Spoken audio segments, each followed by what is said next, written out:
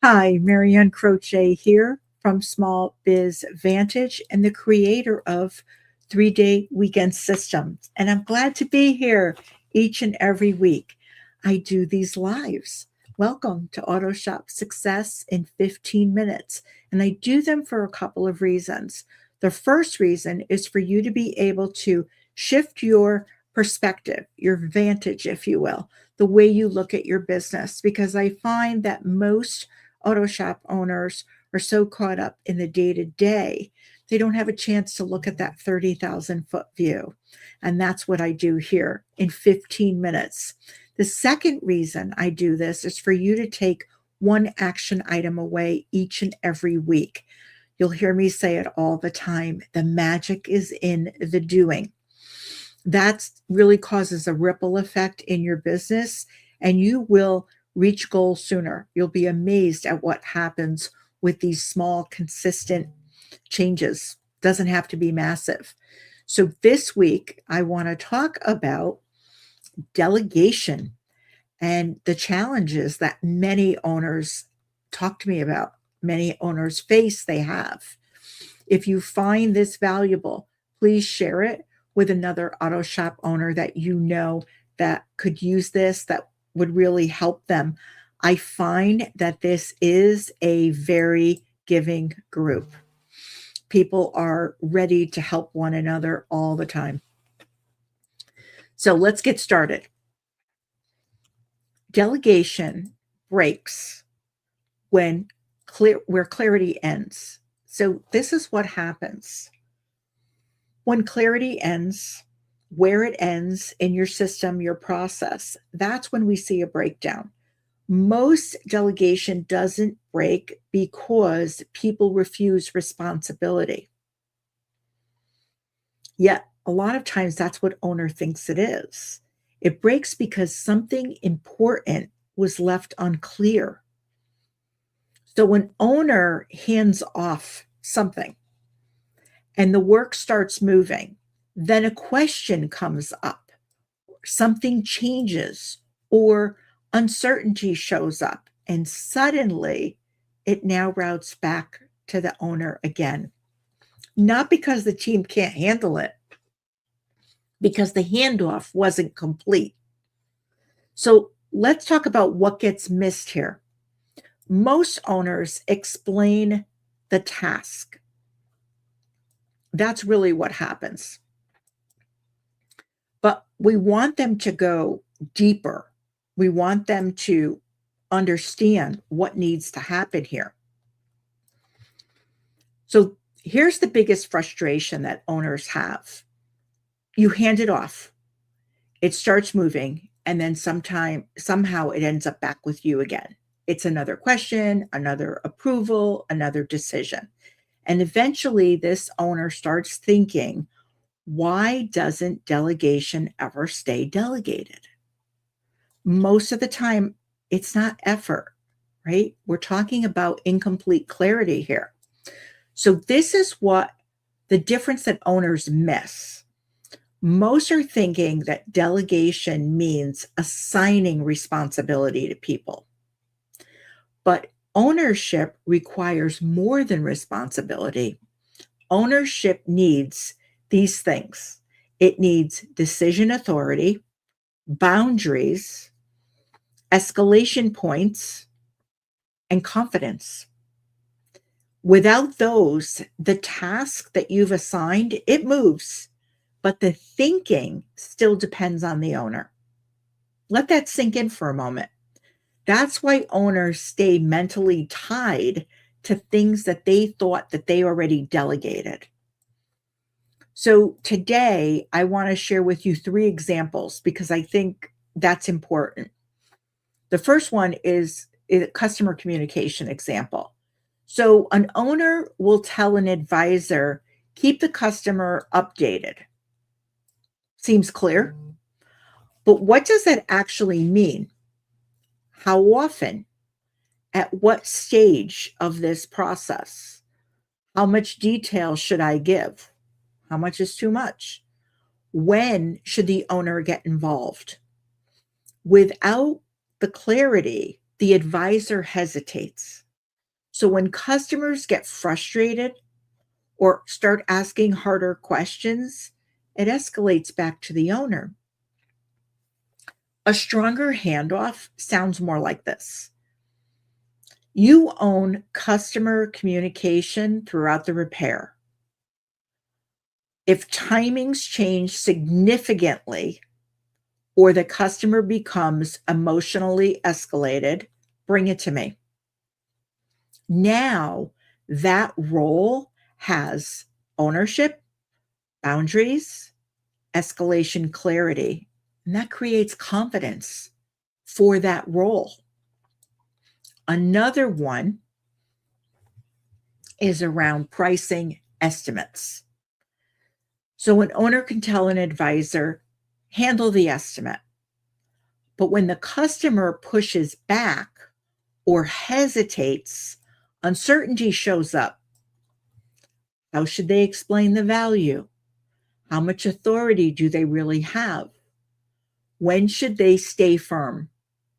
When does the owner need to get involved? So instead of confidently leading the conversation, the advisor escalates it back to the owner, not because they can't communicate, because the expectations and boundaries were never clearly defined. So a stronger handoff sounds like this. You own the customer conversation and presenting the value of the repair. We don't lead with discounting.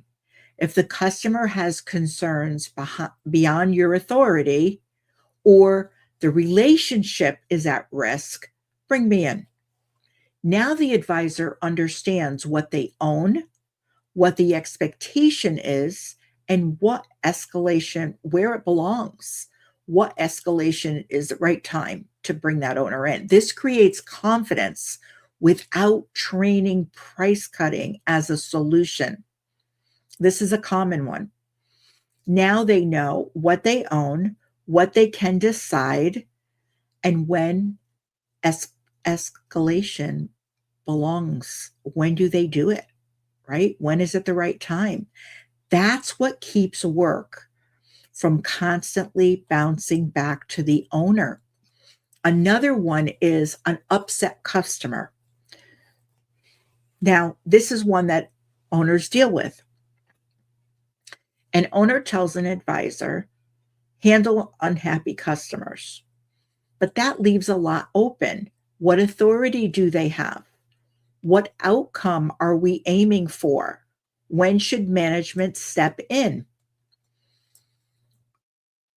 So the moment emotions arise, the safest move for that service advisor becomes get the owner. A stronger handoff sounds more like this. You own the initial conversations and de-escalation. If the customer asks for management directly or the situation impacts trust or reputation, bring me in. That kind of clarity changes everything because now escalation is intentional, not automatic. Not automatically in all these situations, go to the owner, go to the owner, go to the owner. So most delegation problems aren't task problems. They're decision boundary problems. When boundaries aren't clear, ownership never fully leaves the owner. When boundaries aren't clear, ownership never fully leaves the owner. Without those answers, the advisor is forced to pause and check. Not because they're weak. No, they do it because uncertainty creates risk, and uncertainty almost always escalates upward. So, why do owners accidentally create this? Here's what owners unintentionally do. They assume they'll figure it out as they go. But when risk, money, or customer satisfaction is involved, people usually won't guess confidently. So they ask. Then the owner answers quickly, and the business learns important decisions still belong to the owner.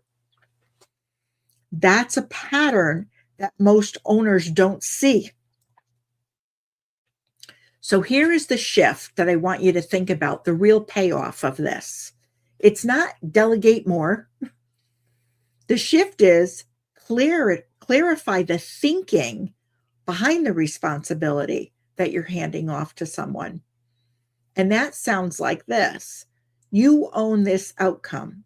You can make decisions within this range. If it crosses the line, bring me in. Now, that role has ownership, authority, boundaries, and escalation clarity. That's what allows ownership to stay with the role instead of returning to the owner. So each and every week, I leave you with an action item. And this week, I want you to look at one thing that keeps coming back after you've delegated it. Instead of asking yourself, why do they keep asking me this? Ask, what part of thinking is still unclear? That question changes delegation completely. So if you're noticing work is still routing back to you after you've delegated, I offer sharp clarity calls where we look at where ownership is still incomplete, what decisions are still tied to you, and what clarity is missing. No pitch, just perspective. And I want to leave you with a pro thinking tip. Delegation doesn't break because the work moved over to someone else. It breaks when the ownership never fully moved with it. And that, my friends, is auto shop success. So thanks for being here, whether you're live or you're watching on the replay. I'm glad to have you here. If you have any comments, please put them in the chat and I'll respond to them all. So have an enjoyable week.